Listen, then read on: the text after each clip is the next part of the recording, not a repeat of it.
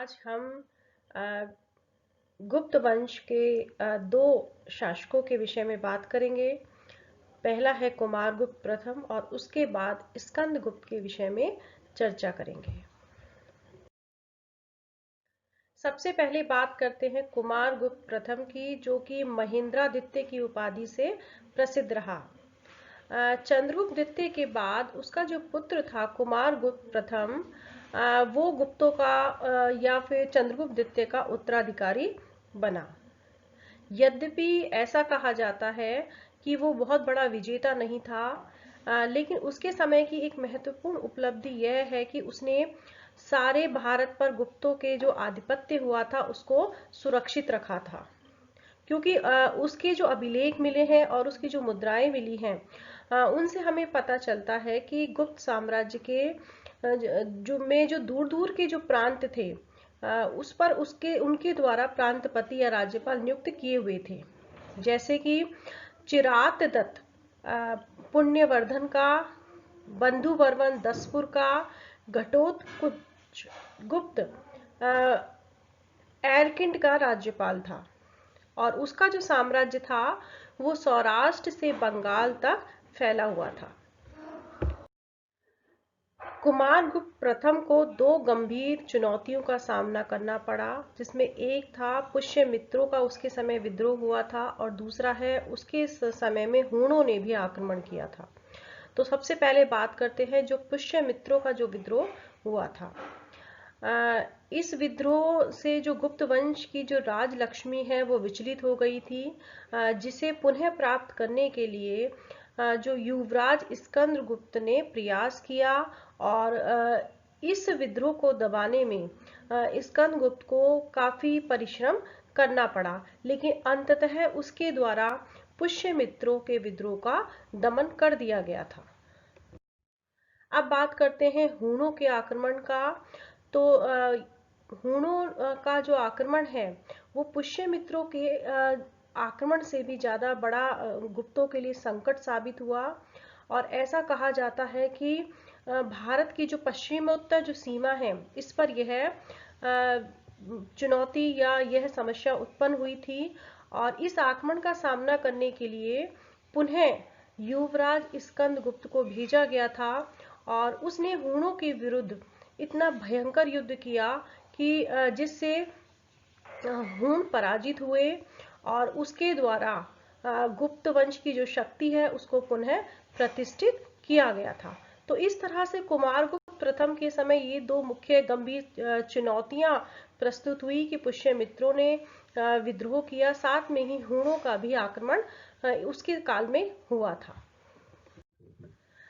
अब हम बात करते हैं गुप्तों के एक और महान शासक हुए स्कंदगुप्त, जिसको कि क्रमादित्य की उपाधि से विभूषित किया गया है और जिसका जो शासन काल है वो 455 से 467 ईस्वी तक माना जाता है। इसके समय की जो मुख्य जो समस्याएं थी उनमें हम लेंगे या कठिनाइयां थी उसमें है कि हूणों पर उसके द्वारा विजय प्राप्त की गई थी, क्योंकि उसके जो पिता थे कुमारगुप्त, उसके समय में यद्यपि स्कंदगुप्त ने पुष्यमित्रों के विद्रोह को और हूणों के आक्रमण से गुप्त साम्राज्य की रक्षा की थी, लेकिन जैसे ही कुमारगुप्त की मृत्यु हुई तो पुनः हूणों के आक्रमण का जो भय है वो गुप्तों को सताने लगा और उनके द्वारा पुनः गुप्तों के ऊपर आक्रमण किया गया। साथ में ही इस राजवंश की जो लक्ष्मी है उसको लूट लिया गया। संभवतः हूणों ने गुप्त वंश के जो अन्य जो शत्रु हैं उनके साथ मिलकर यह आक्रमण किया था। लेकिन स्कंदगुप्त का जो भीतरी स्तंभ लेख है उससे हमें पता चलता है कि स्कंदगुप्त ने अपनी भुजाओं के बल पर अपने राजवंश की जो लक्ष्मी है जो विचलित हो गई थी उसको पुनः स्थापित किया। कहने का मतलब है कि उसके द्वारा हूणों पर विजय प्राप्त की गई थी। जूनागढ़ अभिलेख से भी हमें पता चलता है कि कुमारगुप्त की मृत्यु के बाद हूणों के को उसने जो आक्रमण हुआ उसमें स्कंदगुप्त को विजय प्राप्त हुई थी और उसने संपूर्ण पृथ्वी को अपने अधीन कर लिया था। जूनागढ़ अभिलेख में ये जो हूण आक्रमण है, इसकी जो तिथि है वो 455 ईस्वी से हमें कुछ संकेत मिलता है कि हूणों ने 455 ईस्वी में आक्रमण किया था। हूणों पर विजय प्राप्त करने के बाद स्कंदगुप्त ने साम्राज्य के संगठन और रक्षा का प्रबंध किया और जूनागढ़ अभिलेख से ज्ञात होता है कि सौराष्ट्र में गवर्नर पर्णदत्त को उसके द्वारा नियुक्त किया गया। अब हम बात करते हैं कि स्कंदगुप्त का जो व्यक्तित्व था वो किस प्रकार का था। तो स्कंदगुप्त को भारत का अंतिम महान गुप्त शासक माना जाता है और जिसने पश्चिमोत्तर सीमांत के महत्व को समझा और उसकी रक्षा का प्रबंध उसके द्वारा किया गया था। स्कंदगुप्त के जो अभिलेख मिले हैं और जो साक्ष्य मिले हैं उससे उसके साम्राज्य की जो सीमाएं हैं वो ज्ञात होती हैं। जैसे कि उसके जो साम्राज्य की जो सीमा है उसमें पश्चिम में सौराष्ट्र तक उसका साम्राज्य फैला हुआ था और पूर्व में बंगाल तक फैला हुआ था।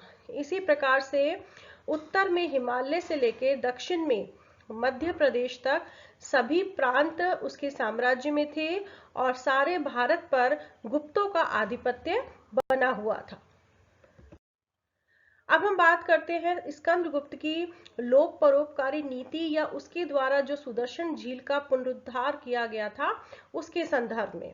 तो स्कंदगुप्त सदैव से ही प्रजा की भलाई में लगा रहता था और उसके जो जूनागढ़ अभिलेख में उसकी जो लोक परोपकारी नीति है उसके संदर्भ में हमें जानकारी प्राप्त होती है और इस संदर्भ में हमें उल्लेख मिलता है कि सौराष्ट्र में गिरिनगर के पास सुदर्शन जो झील है उसका पुनरुद्धार रुद्रदामन का जो जूनागढ़ अभिलेख है उससे हमें यह पता चलता है कि इस झील का निर्माण चंद्रगुप्त मौर्य के प्रांतीय शासक पुष्यगुप्त ने करवाया था और अशोक का जो राज्यपाल था तुशास्क उसके द्वारा इस झील में नहरें निकलवाई गई थी। लेकिन रुद्रदामन के समय बहुत ज्यादा अतिवृष्टि के कारण ये झील है इसका बांध टूट गया और उसके द्वारा रुद्रदामन के द्वारा भी इस झील का के जो बांध है उसको जीर्णोद्धार करवाया गया था। स्कंदगुप्त के जूनागढ़ अभिलेख से भी हमें पता चलता है कि उसके समय में अत्यधिक वर्षा से ये जो बांध है यह पुनः टूट गया और जिससे जनता को बहुत ही कष्ट सहन करना पड़ रहा था। तो जो सौराष्ट्र का जो प्रांतीय जो शासक था पर्णदत्त जिसको कि स्कंदगुप्त के द्वारा नियुक्त किया गया था उसके पुत्र चक्रपालित ने बहुत सारा धन व्यय करके इस झील का पुनः निर्माण करवाया था। तो ये सारा स्कंदगुप्त के समय हुआ था और उसके निर्देशन में ही इस कार्य को संपन्न कराया गया था। तो इस तरह से स्कंदगुप्त ने जनता के हित में ये जो बांध है इसका पुनः निर्माण करवाया। अब हम बात करते हैं स्कंदगुप्त की व्यक्तित्व के संदर्भ में कि उसके द्वारा जहां एक ओर हूणों के आक्रमण का विरोध किया गया या उनका दमन किया गया, साथ में ही उसके द्वारा जो समय समय पर जो आंतरिक विद्रोह किए जा रहे थे उससे भी गुप्त साम्राज्य की सुरक्षा उसके द्वारा की गई। उसने अपने प्रांत को या अपने साम्राज्य को अनेक प्रांतों में विभक्त किया और वहां पर उसके द्वारा बहुत सारे या योग्य गवर्नर नियुक्त किए गए थे। अगर धर्म की बात करें तो स्कंदगुप्त स्वयं वैष्णव धर्म को मानने वाला था और अभिलेखों में उसे परम भागवत कहा गया है। उसकी मुद्राओं पर उसने लक्ष्मी और गरुण के चित्र अंकित करवाए थे। अपने पिता की स्मृति में उसने भगवान विष्णु की मूर्ति प्रतिष्ठित कराई थी। उसके काल में सौराष्ट्र में सुदर्शन झील के तट पर विष्णु भगवान का मंदिर भी निर्मित किया गया था। लेकिन उसके राज्य में सभी को धार्मिक स्वतंत्रता भी प्राप्त थी क्योंकि इंदौर ताम्रपत्र से में उसे एक सूर्य मंदिर और कहोम अभिलेख में जैन तीर्थंकरों की 5 प्रतिमाओं की प्रतिष्ठा का उल्लेख हमको मिलता है। तो अंत में यही कहेंगे कि स्कंदगुप्त अंतिम महान गुप्त सम्राट था और उसकी मृत्यु के बाद गुप्त साम्राज्य का जो पतन है वो आरंभ होना शुरू हो गया।